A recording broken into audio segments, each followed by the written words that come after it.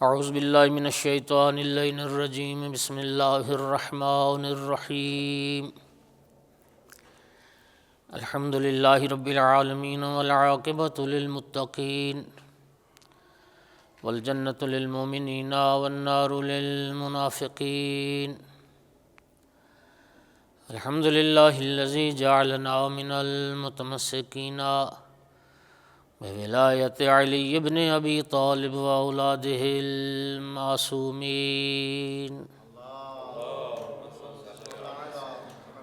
الصلاۃ والسلام والتحیۃ والاکرام علی آلہ الطیبین الصلاۃ والسلام والتحیۃ والاکرام علی رسولہ الکریم شفیع المذنبین انیس الغریبین رحمۃ للعالمین عنی العبد المؤید الرسول المسدد المحمود الاحمد المصطفى الامجد ابا القاسم محمد ثم الصلاة والسلام والتحیۃ والاکرام علی آلہ الطیبین الطاہرین المعصومین المنتجبین المنتخبین المظلومین واللعنۃ الدائمۃ علی اعدائہم ملعونین من یوم عداوتہم الی قیام یوم الدین وبعد یوم الدین اما بعد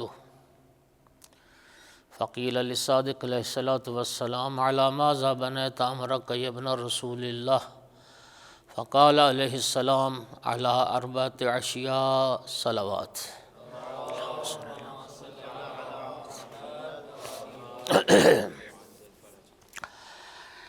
مومنین کرام، حاضرین گرامی قدر، محضر مبارک امام صادق علیہ الصلاۃ والسلام میں عرض کی گئی کہ فرزند رسول، آپ نے اپنی زندگی گزارنے کے کون سے اصول بنا رکھے ہیں اور کن اصولوں کے مطابق آپ اپنی زندگی گزارتے ہیں؟ فقال علی اربعۃ اشیاء، آقا نے فرمایا کہ میری زندگی گزارنے کے 4 اصول ہیں. 2 پہ کل بات ہو چکی. ایک اصول یہ کہ علمت ان رزقی لا یاکلہ غیری فاطمأننت، مجھے علم ہے، مجھے یقین ہے اس بات کا کہ میرا رزق میرا غیر نہیں کھا سکتا. میں اللہ کی ذات پر مطمئن ہوں، رزق کے حوالے سے مجھے اطمینان ہے. دوسرا اصول یہ ہے کہ علمت ان اللہ مطلع علیہ فاستحییت، مجھے علم ہے کہ میرا اللہ مجھ سے، میرے حالات سے باخبر ہے، وہ مجھے دیکھ رہا ہے، تو میں اس کا حیا کرتا ہوں. اس کی نافرمانی کرتے ہوئے، اس کی معصیت کرتے ہوئے اس کا حیا دامن گیر رہتا ہے. آج تیسرا اصول فرمایا علمت ان عملی لا یعملہ غیری فاجتہدت، مجھے علم ہے کہ میرا عمل میرا غیر انجام نہیں دے سکتا، تو میں اپنے عمل کو بجا لانے کی خود کوشش کرتا ہوں. خداوند عالم نے انسان کو عبث خلق نہیں فرمایا. خداوند عالم نے اس دنیا میں بھیجا ہے ایک ہمارے لیے ضابطہ حیات جسے اسلام کہتے ہیں، دین اسلام کو بھیجا ہے، اور اس میں کچھ اعمال ہیں، وظائف ہیں جو ہمارے ذمے ہیں، جو ہم نے بجا لانے ہیں. اعمال آقا امیر المومنین علیہ الصلاۃ والسلام کا ارشاد گرامی ہے، جس آقا کے محضر میں اس وقت موجود ہیں، اور یہ نورانی ملکوتی جو فضا ہے، آقا امیر المومنین علیہ السلام نے فرمایا تھا الناس فی الدنیا بالاموال وفی الآخرۃ بالاعمال، دنیا کی زندگی مال کے ساتھ ہے، آخرت کی زندگی اعمال کے ساتھ. انسان کے ذمے کچھ اعمال ہیں جو خود ہم نے بجا لانے. دنیا میں دیکھ لیں، مختلف شعبہ حیات سے وابستہ لوگ ہیں، کوئی سکول ٹیچر ہے، کوئی بینکار ہے، کوئی زمیندار ہے، کوئی دکاندار ہے، کوئی دنیا کے کسی کام میں مشغول ہے، تو وہ اپنی اس کام کو کسی دوسرے کی امید پر نہیں چھوڑتا ہے۔ خداوند عالم نے کچھ ہمارے ذمہ جو شخصی تکلیف ہے ہر مکلف کی، وہ انسان کو خود بجا لانے۔ نبی کریم صلی اللہ علیہ وآلہ وسلم نے فرمایا تھا لعنت المرجعۃ علی لسان 70 نبیّ، 70 انبیاء نے مرجعہ پر لعنت فرمائی۔ قیل وما المرجعۃ یا رسول اللہ، عرض کی گئی یا رسول اللہ مرجعہ کون لوگ ہیں؟ اب سرکار نے جو مرجعہ کی تعریف فرمائی، آپ کے ذہن میں آ جائے گا کہ ہم جس معاشرے میں رہ رہے ہیں اکثر ہمیں ان مرجعہ سے واسطہ ہے۔ یا رسول اللہ وہ مرجعہ کون لوگ ہیں جن پر 70 انبیاء نے بھی لعنت فرمائی؟ فقال صلی اللہ علیہ وآلہ وسلم الذین یقولون الایمان قول بلا عمل، فرمایا مرجعہ وہ لوگ ہیں جو کہتے ہیں کہ ایمان خالی قول اقرار کا نام ہے اور اس میں عمل کی ضرورت نہیں ہے۔ ہمیں اس وقت اس معاشرے میں ہم جی رہے ہیں ایک کثیر طبقہ ان مرجعہ کا ہے جو بس زبان انبیاء، سرکار انبیاء جو ملعون ہیں، جو یہ کہتے ہیں کہ صرف اقرار چاہیے، نعرہ مار جنت پار۔ آقا امیر المومنین علیہ الصلوۃ والسلام نے ارشاد فرمایا لو کان الایمان کلاما لم ینزل فیہ صوم ولا صلاۃ ولا حلال ولا حرام، اگر ایمان خالی کلام ہوتا، اقرار ہوتا، تو کبھی اس میں نماز کا حکم نہ ہوتا، روزے کا حکم نہ ہوتا، حلال نہ ہوتا، حرام نہ ہوتا۔ یہ نماز و روزہ، یہ حلال و حرام، یہ دلیل اس بات کی کہ ایمان خالی قول اور اقرار کا نام نہیں ہے۔ نہج البلاغہ میں امیر المومنین علیہ الصلوۃ والسلام سے جب ایمان کا پوچھا گیا کہ ایمان کیا ہے، تو آقا نے فرمایا 3 چیزیں ایمان: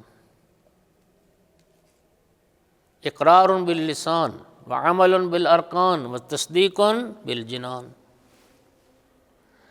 ایمان کچھ اقرار چاہیے، کچھ اعمال چاہیے، اور کچھ چیزیں ہیں جن وہ اندھے معشور ہوں گے۔ وَالصُّمُّ الْمُعْجِبُونَ بِأَعْمَالِهِمْ، کچھ لوگ جو بہرے معشور ہیں۔ بہرے کون ہوں گے؟ معجبون، عجب کا شکار، فخر کرنے والے اپنے اعمال پر، اپنے اعمال پر۔ یقین کیجئے ایک روایت میری نگاہ سے گزری کہ معصوم نے ارشاد فرمایا وہ عبادت جو انسان کو عجب میں مبتلا کر دے، اس عبادت سے وہ گناہ بہتر ہے جس کے بعد انسان نادم ہو کے رب کی بارگاہ میں توبہ کر لے۔ اس عبادت نے انسان کو غرور میں، عجب میں مبتلا کر دیا، اور گناہ کے نتیجے میں اس میں عاجزی پیدا ہو گئی، رب سے معافی مانگ لی اس نے۔ بہرے معشور ہوں گے۔ والذین یمزا، کچھ لوگ ہوں گے جو اپنی زبانوں کو چباتے ہوں گے۔ وہ کون لوگ ہوں گے؟ والذین یمزغون بألسنتہم فالعلماء والقضاة الذین خالف اعمالہم اقوالہم، وہ علماء اور وہ قاضی جن کا عمل جن کے قول کے برخلاف، جن کا کردار جن کی گفتار کے برخلاف، وہ لوگ ہوں گے جو اپنی زبانوں کو چباتے ہوئے میدان محشر میں وارد ہوں گے۔ اور کچھ لوگ ہوں گے جن کے ہاتھ پاؤں کٹے ہوں گے۔ یا رسول اللہ وہ کون لوگ ہیں؟ والمقطعۃ ایدیہم وارجلہم الذین یؤذون الجیران، اپنے ہمسایوں کو، اپنے پڑوسیوں کو اذیت دینے والے لوگ، ان کے ہاتھ پاؤں کٹے ہوں گے۔ اور کچھ لوگ ہوں گے والمصلبون علی جذوع من النار، جنہیں لٹکایا گیا ہوگا، سولی دیا گیا ہوگا آگ کے تنوں پر۔ وہ کون لوگ ہوں گے؟ فَالسُّعَاتُ بِالنَّاسِ إِلَى السُّلطان، حاکم وقت کو، حکومت وقت کو، بادشاہ وقت تک مومنین کی شکایتیں پہنچانے والے، مومنین کے راز آؤٹ کرنے والے، پہنچانے والے، حکومت تک، حکومتی ایجنسیوں کے ٹاؤٹ۔ اور کچھ لوگ ہوں گے جن کے وجود سے بدبو آتی ہوگی کہ محشر والے چیخ اٹھیں گے، مردار سے زیادہ بدبو۔ والذین اشد نتنا من الجیف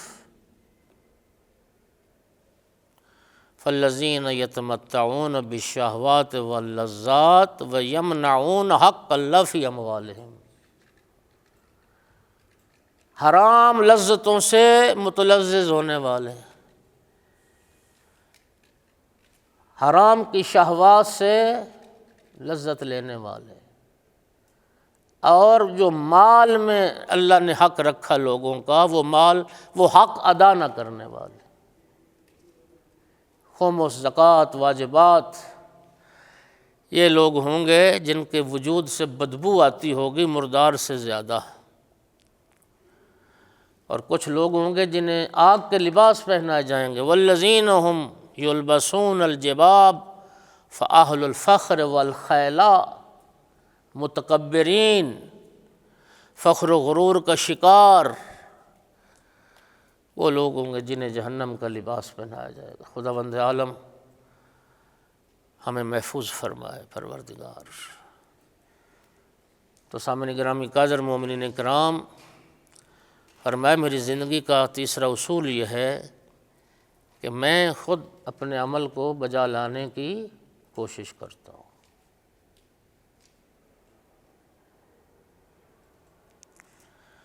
جن کا عمل بلند ہے، آخرت میں ان کا رتبہ بھی بلند ہے۔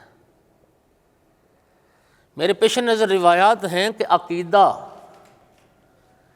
عقیدہ جنت جانے کے لیے شرط ہے، لیکن جنت کے جو درجات ہیں وہ اعمال کی بنیاد پر ہیں، اعمال کی بنیاد پر ہیں۔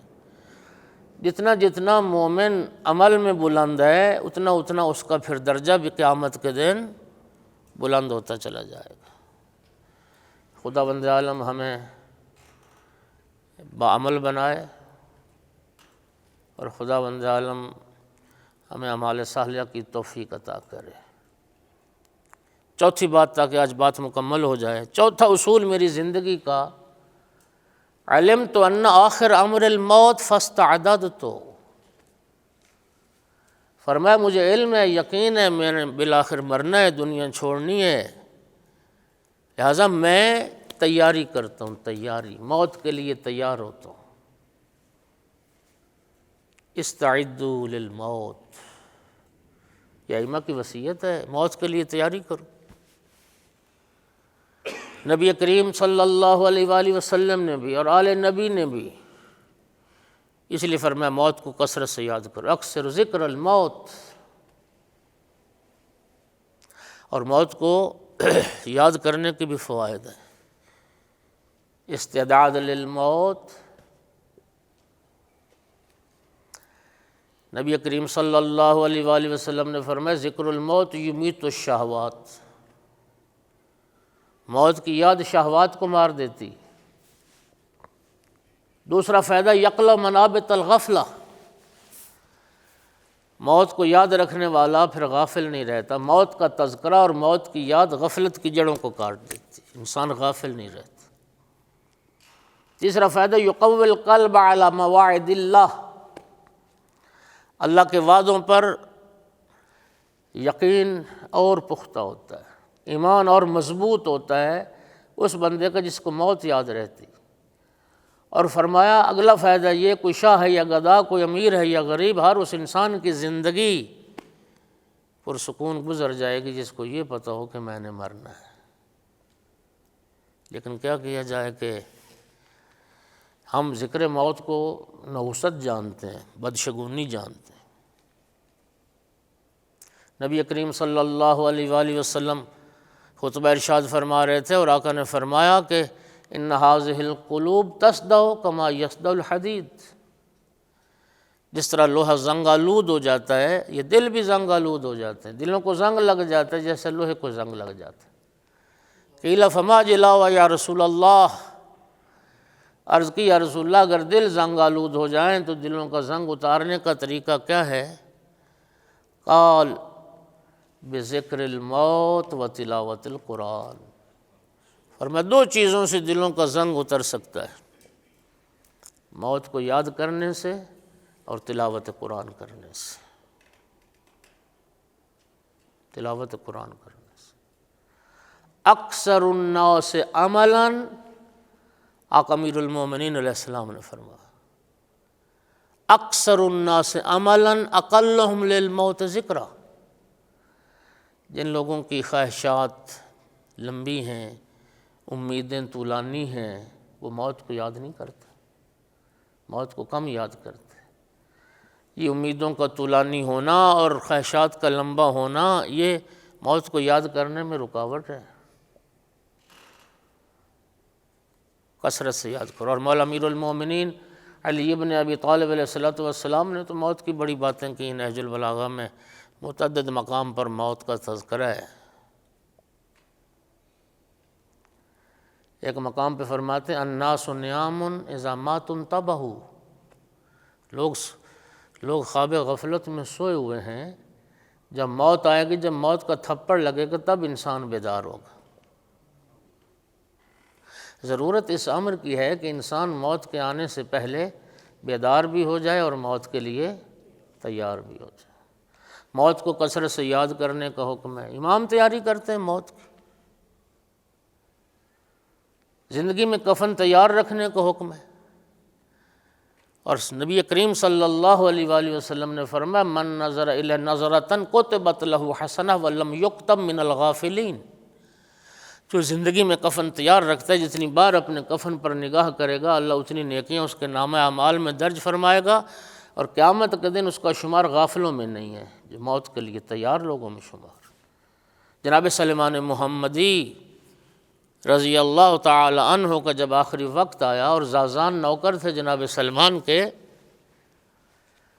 جب احتضار کی حالت طاری ہوئی تو زازان عرض کرتے آقا یوں لگتا ہے جیسے جدائی کا مرحلہ آ پہنچا، لیکن آپ نے اپنے امور کے متعلق کوئی وصیت نہیں فرمائی۔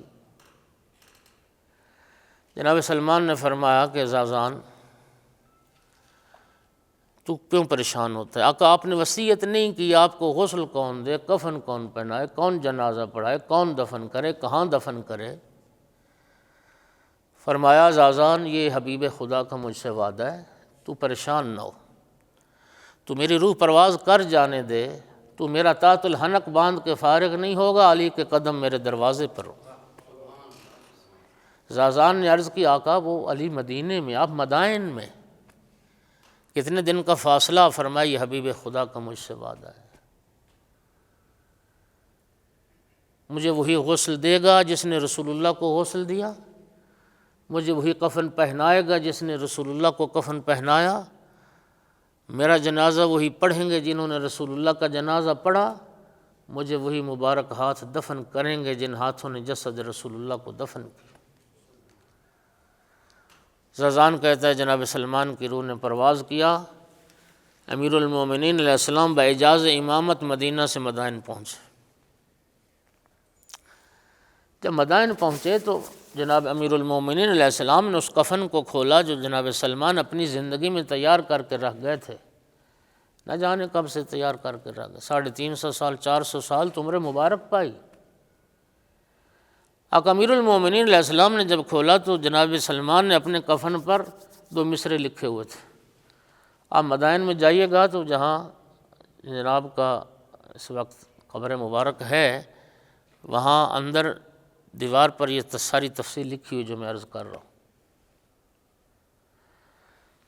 آقا امیر المومنین علیہ السلام نے جب وہ کفن کھولا تو 2 مصرے دیکھے کہ جناب سلمان نے کفن پر لکھے تھے وفدت علی الکریم بغیر زاد من الحسنات والقلب السلیم،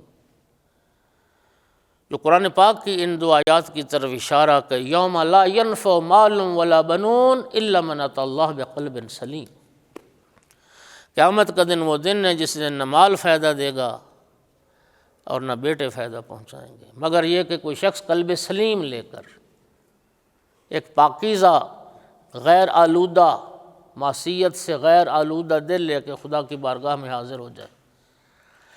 تو یہ عاجزی جناب سلمان کی کفن پر لکھا کہ میں کریم کی بارگاہ میں جا رہا ہوں اور زیادہ راہ میں سے حسنات بھی نہیں ہیں، قلب سلیم بھی نہیں۔ مولا امیر المومنین علیہ السلام نے جب یہ شعر پڑھا تو اسی ردیف اور قافیے میں 2 مصرے امیر المومنین علیہ السلام نے اپنے دست مبارک سے جناب سلمان کے کفن پر لکھے، حمل الزاد اقبح کل شے اذا کان الوفود علی الکریم۔ کیا قدردانی فرمائی اور کیا عزت افزائی فرمائی۔ امیر المومنین علیہ السلام نے لکھا کہ جب کسی کریم کا مہمان بننا ہو تو زادرہ گھر سے اٹھا کے لے جانا سب سے کبھی بات ہوا کرتی۔ سلمان تو کریم کی بارگاہ میں جا رہا ہے، تو کریم کے پاس جا رہا ہے۔ یہ ساری روایت کو عرض کرنے کا مقصد خاصان خدا موت کی تیاری کرتے ہیں اور موت کے لیے تیار رہتے ہیں۔ موت کی تیاری نہج البلاغہ میں امیر المومنین علیہ السلام کا ارشاد گرامی ہے، 3 کام موت کی تیاری: اداء الفرائض، اجتناب المحارم، والاشتمال علی المکارم۔ واجبات ادا کر لو، محرمات سے بچ جاؤ اور اعلیٰ صفات، عمدہ اخلاق پیدا کر لو۔ اس کے بعد فرمایا ثم لا یبالی واقع علی الموت ام واقع الموت علیہ۔ جو بندہ یہ 3 کام کر لے وہ موت کے لیے تیار ہے، آمادہ ہے، اس کو کوئی خوف نہیں ہونا چاہیے، کوئی پرواہ نہیں ہونی چاہیے، موت اس پہ آ پڑے یا موت پہ جا پڑے۔ اس کے بعد فرمایا واللہ لابن ابی طالب لا یبالی بالموت، فرزند ابو طالب کو بھی موت کی کوئی پرواہ نہیں، موت علی پہ آ جائے یا علی موت پہ جا پڑے، علی موت کے لیے تیار ہو چکا۔ شیخ جعفر شوستری رضوان اللہ علیہ مسجد بالا سر میں جن کی قبر مبارک، انہوں نے اپنی ایک کتاب میں اپنی ایک مجلس میں ذکر کیا آئمہ موت کی تیاری کرتے۔ جناب صدیقہ کبریٰ حضرت فاطمہ الزہرا صلوات اللہ علیہا جب وقت آخری آیا، سیدہ طاہرہ صلوات اللہ علیہا فرماتے ہیں کہ بی بی پاک صلوات اللہ علیہا نے ایک شیشی امیر المومنین علیہ السلام کے ہاتھوں پر رکھی اور عرض کی یا ابوالحسن جب مجھے دفن کرنا یہ شیشی بھی میرے ساتھ دفن کرنا۔ آقا امیر المومنین علیہ السلام نے پوچھا بنت پیغمبر اس شیشی میں کیا ہے؟ عرض کی یا ابوالحسن میرے بابا ایک دن واز فرما رہے تھے اور میرے بابا نے فرمایا تھا کہ وہ انسان مرنے کے بعد ہر انسان کو مرنے کے بعد کچھ منزلوں سے گزرنا ہے، کچھ منزلیں طے کرنی ہیں، کچھ گھاٹیاں عبور کرنی ہیں، اور میرے بابا نے فرمایا تھا وہ انسان آسانی سے ان منزلوں کو طے کر لے گا جو خوف خدا میں گریہ کرتا ہو۔ میں راتوں کو اٹھ کے خوف خدا میں روتی رہی، میں نے اپنے آنسو اس شیشی میں جمع کیے، یہ میرا زاد آخرت میرے ساتھ دفن کر۔ آئمہ موت کی تیاری کرتے ہیں، انبیاء موت کی تیاری کرتے ہیں۔ امام صادق علیہ السلام فرما رہے ہیں مجھے علم ہے میں نے مرنا ہے بالآخر، اس لیے میں بھی موت کی تیاری کرتا ہوں۔ اللہ تعالی ہمیں بھی موت سے پہلے موت کے لیے تیار ہونے کی توفیق عطا فرمائے۔ وآخر دعوانا ان الحمد للہ رب العالمین۔